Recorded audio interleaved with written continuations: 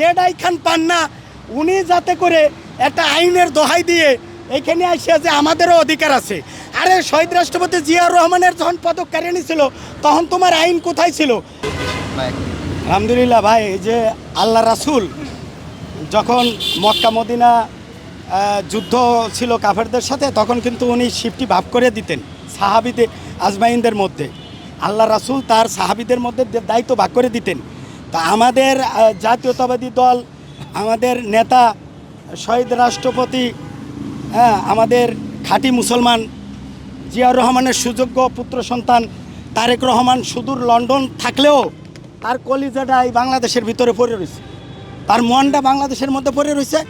উনি আমাদেরকে দিক নির্দেশনা দিচ্ছেন যে ফ্যাসিবাদ বিরোধী যে কোনো কাজে তোমরা, আমরা জাতীয়তাবাদী দল আছি, ফ্যাসিবাদের সাথে নো আপোষ। আমি মনে করি মহানায়ক হচ্ছে, ফ্যাসিবাদ বিরোধী মহানায়ক হচ্ছে শহীদ রাষ্ট্রপতি জিয়াউর রহমান। বিকজ তিনি শেখ হাসিনাকে পর্যন্ত বাকশালের পরে তিনি বহুদলীয় গণতন্ত্র প্রতিষ্ঠা করেছিলেন। সুতরাং তারই আমার সকালবেলা দায়িত্ব পড়ছে।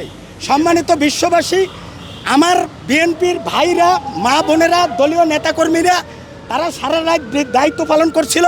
সকালবেলা আমার শিফটি পড়ছে, দায়িত্ব পড়ছে এই 7 সকালে এই 32-এ এসে যাতে করে ওই যে জেডাই খান পান্না উনি যাতে করে একটা আইনের দোহাই দিয়ে এখানে আসে যে আমাদেরও অধিকার আছে। আরে শহীদ রাষ্ট্রপতি জিয়াউর রহমানের যখন পদক কারিয়ে নিয়েছিল তখন তোমার আইন কোথায় ছিল? ফজু পাগলারে বলি, তুমি বিএনপির মধ্যে থাইকে খোঁচাখুচি করো না।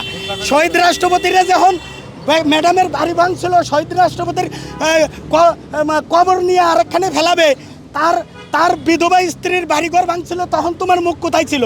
ফাজলিমি করবে না, বিএনপির মধ্যে থাইকে আওয়ামী লীগের দালালি করলে থাপড়ায় তোপড়ায় দাঁত ফেলাই দেবো।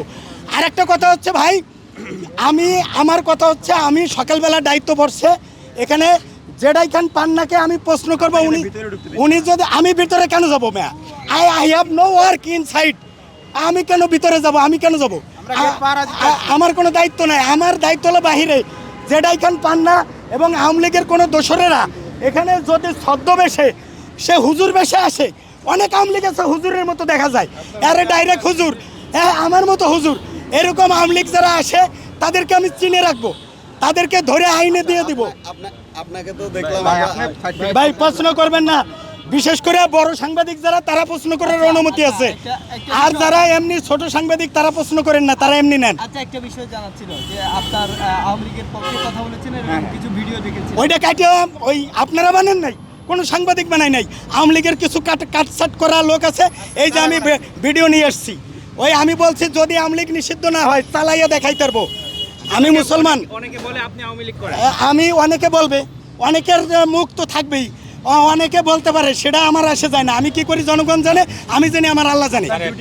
কটা পর্যন্ত সকাল থেকে কটা? আমার ডিউটি এখন থেকে আমি 11টা পর্যন্ত ডিউটি করব।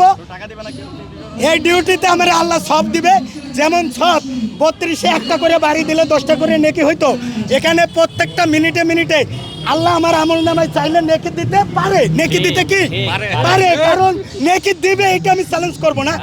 কিন্তু 99%, 99.5% গ্যারান্টি ওয়ারেন্টি আছে যে আমরা যে দিন রক্ষার জন্য, ফ্যাসিবাদ মুক্ত বাংলাদেশ গড়ার জন্য দায়িত্ব পালন করতেছি, হাদিস কোরআন অনুযায়ী নেকি এতে হবেই, এটা আমার ধারণা। ভিতরে যাওয়ার ইচ্ছা আছে? ভিতরে যাওয়ার আজকে কোনো ইচ্ছে নাই।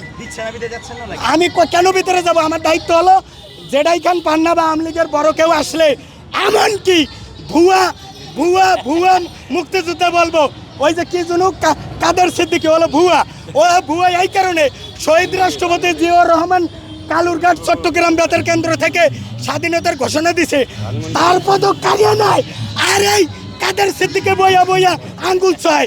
হ্যাঁ, তাহলে এই কাদের সিদ্দিকী ওই লোক যে শেখ হাসিনাতে বাড়ি নিয়ে এই মুক্তিযুদ্ধ বেঁচে খাইছে, সুতরাং তাকে